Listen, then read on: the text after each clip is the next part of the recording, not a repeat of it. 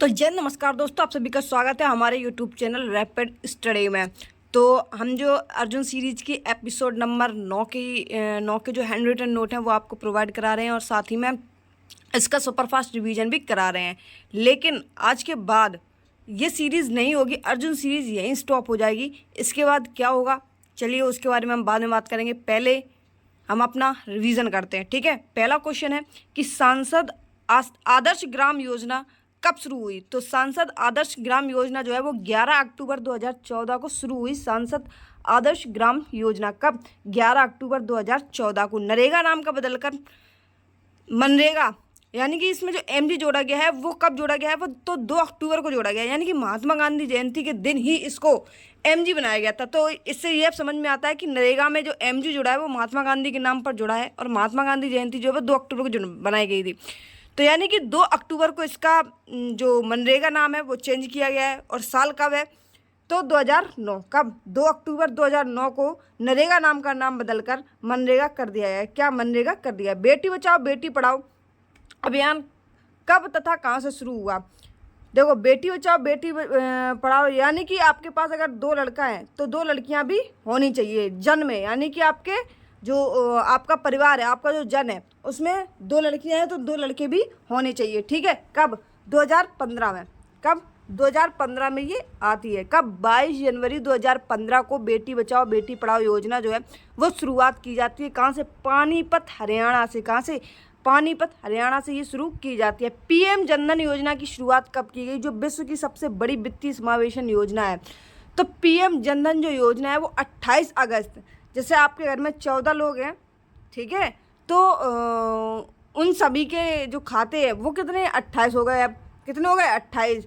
तो 28 अगस्त 2014। कब? 28 अगस्त 2014 को पीएम जनधन योजना जो है, धन को हमेशा सब लोग दुगना करना चाहते हैं कि नहीं करना चाहते, तो वही 2014 से उसको 28 कर दो और अगस्त कर दो।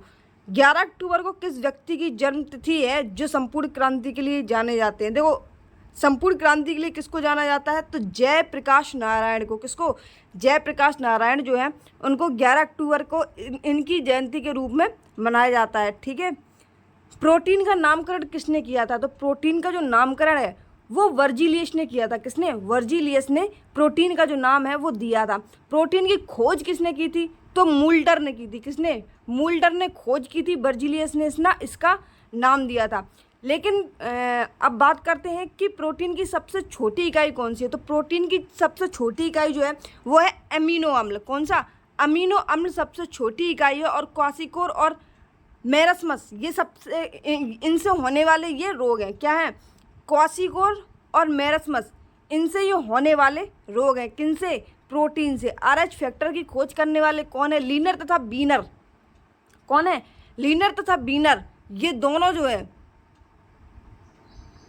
सॉरी बीनर ने। किसने? बीनर ने रीसस नामक बंदर पर इसकी खोज की थी RH फैक्टर की। पहला कार्बनिक यौगिक जिसे हमने लैब में बनाया तो वो कौन है? वो हम आपको शायद पहले ही सेट में हमने करा था, जब अर्जुन सीरीज की पहले सेट हो रही थी जिसमें कार्बनिक यौगिक की हमने बात की थी। उसमें बताया था हमने कि जो पहला यौगिक बना था लैब में वो क्या बना था? तो वो यूरिया बना था, जिसका रासायनिक सूत्र NH2CONH2 है। डीएनए के लिक्स मॉडल की खोज के लिए नोबेल किसको मिला है? तो डीएनए के लिए हेलिक्स मॉडल की खोज के लिए नोबेल किसे मिला है? तो देखो, एक तो है वाटसन, क्रिक और मॉरिस बिलिंग्स। कौन? वाटसन, क्रिक और मॉरिस, इन तीनों को याद रखेंगे। डीएनए के लिए हेलिक्स मॉडल की खोज के लिए, डीएनए के हेलिक्स मॉडल की खोज के लिए इन्हें नोबेल मिला है, ठीक है। 1773 में जो रेगुलेटिंग एक्ट आता है, इसके तहत पर किस स्थान पर सुप्रीम कोर्ट की जो स्थापना है वो की गई थी? तो 1773 के रेगुलेटिंग एक्ट के तहत कलकत्ता सुप्रीम कोर्ट की स्थापना की गई थी। और क्या क्या हुआ था? देखो, 1773 के रेगुलेटिंग एक्ट के तहत देखो, एक तो कलकत्ता में सुप्रीम कोर्ट की स्थापना की गई थी। सुप्रीम कोर्ट के पहले न्यायाधीश इसी के द्वारा बनाए गए। एलिजा इम्प्रे बने थे। कौन बने थे? एलिजा इम्प्रे जो है वो सुप्रीम कोर्ट के पहले न्यायाधीश बने थे। बंगाल के पहले गवर्नर जिसका नाम वॉरेन हेस्टिंग है वो भी 1773 के रेगुलेटिंग एक्ट के द्वारा बने थे, ठीक है। कौन? 1773 के बंगाल के गवर्नर पहले कौन? वॉरेन हेस्टिंग बने। सुप्रीम कोर्ट की स्थापना हुई। सुप्रीम कोर्ट के पहले न्यायाधीश एलिजा इम्पे बने। 1861 के भारत सरकार अधिनियम, 1861 में जो भारत सरकार अधिनियम आता है तो इसमें क्या होता है, तो 3 हाई कोर्ट बनाए गए। क्या कितने? 3 हाई कोर्ट बनाए गए। कौन कौन से? बॉम्बे, कलकत्ता और मद्रास। कौन से? बॉम्बे, कलकत्ता और मद्रास। हाई कोर्ट को उच्च न्यायालय बोलते हैं, सुप्रीम कोर्ट को उच्चतम न्यायालय बोलते हैं। ठीक है। इलाहाबाद हाई कोर्ट की स्थापना कब होती है? तो इलाहाबाद हाई कोर्ट की स्थापना 1866 ईस्वी में होती है। अब तक कुल कितने हाई कोर्ट बन चुके हैं? तो अब तक कुल 25 में बन चुके हैं। और नवीनतम की बात कर लेते हैं तो अमरावती वाला जो हाई कोर्ट है वो नवीनतम है। ठीक है। हाई कोर्ट की स्थापना कब होती है? तो 1866 में हाई कोर्ट की स्थापना होती है। कौन सी पुस्तक बुकर पुरस्कार विजेता किरण देसाई द्वारा लिखी गई थी? तो किरण देसाई के द्वारा कौन सी? The inheritance of loss. Kiran Desai की पुस्तक कौन सी है? एक जिन्हें इनके लिए बुकर अवार्ड मिला है, तो द इनहेरिटेंस ऑफ लॉस जो है वो बुकर अवार्ड इन्हें दिया गया है। बुकर पुरस्कार की और बात कर लेते हैं तो बुकर प्राप्त करने वाले BS नॉयपॉल जो है, इनकी पुस्तक कौन सी है? तो इन ए फ्री स्टेट।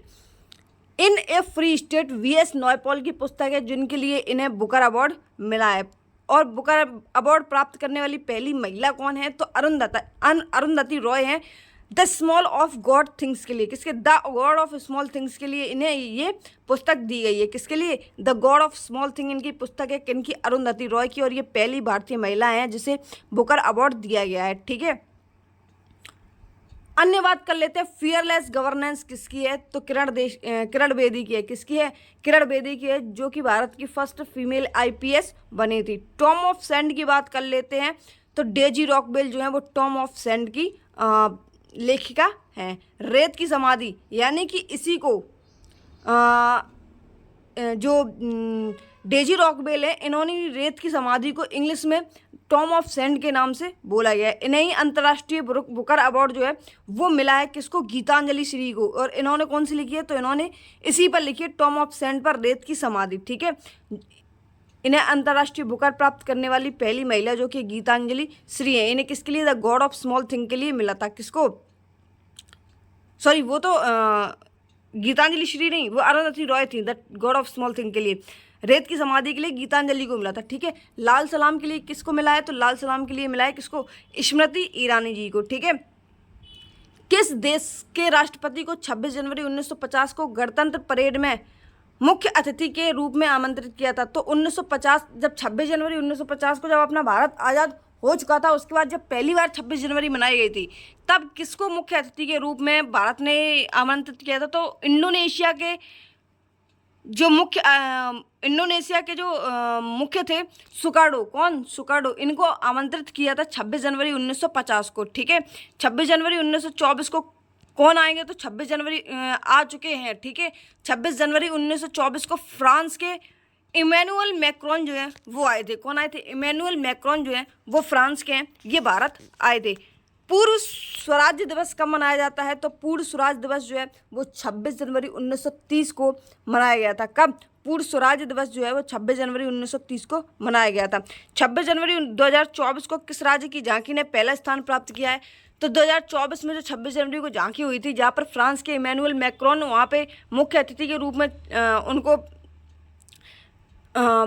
सम्मान किया गया था उनका। तो उस टाइम कौन सी झांकी है, किस स्टेट की? तो उड़ीसा स्टेट की झांकी जो है वो पहले स्थान पर आई थी। 26 जनवरी 2023 को मुख्य अतिथि कौन थे?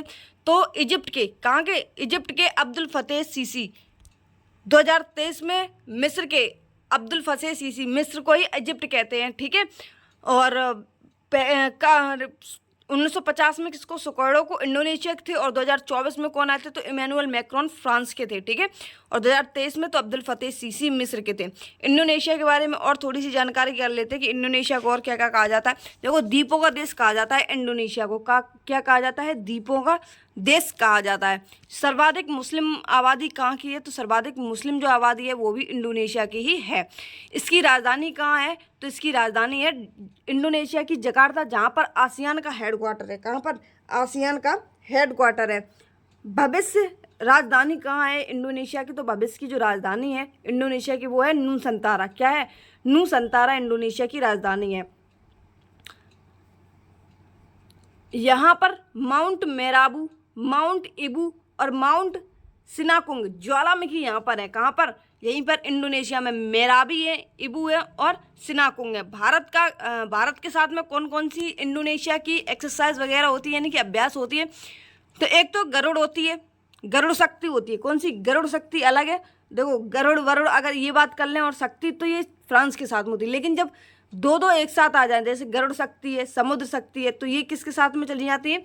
ये चली जाती है इंडोनेशिया के साथ में। अगर यही सब गरुड़ अभ्यास और शक्ति अभ्यास ये अगर आ जाए, तो ये सभी किसके साथ में जाएंगे? तो फ्रांस के साथ में जाएंगे। ठीक है, जब गरुड़ शक्ति दोनों एक साथ मिल जाए, गरुड़ और शक्ति दोनों, तो इंडोनेशिया के साथ में।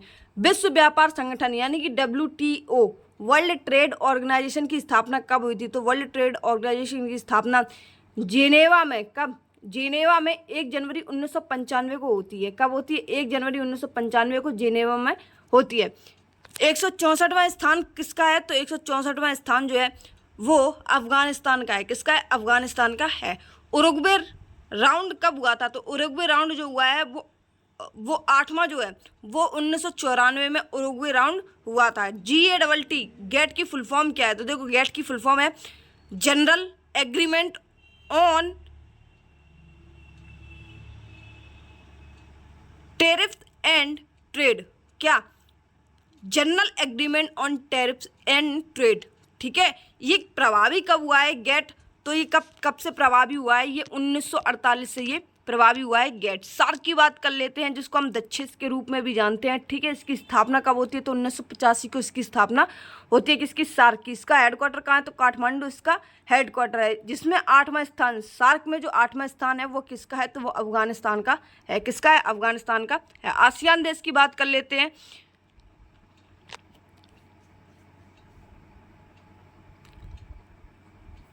आसियान को हम साउथ ईस्ट एशियन के नाम से भी जानते हैं। इसका मुख्यालय जो है वो कहाँ पर है? जकार्ता में है, जिसकी स्थापना 1967 में होती है। जिसमें 11वां देश जो है तिमोर लेस्ते है। कौन है?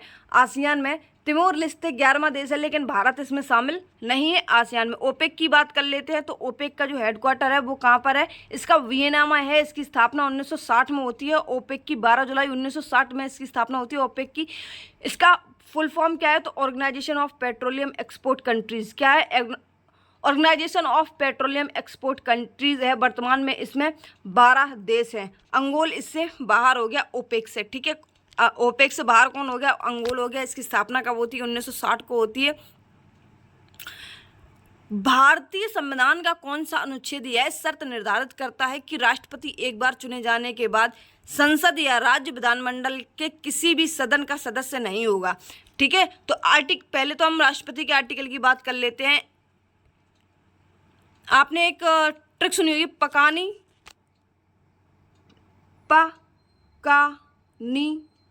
कोका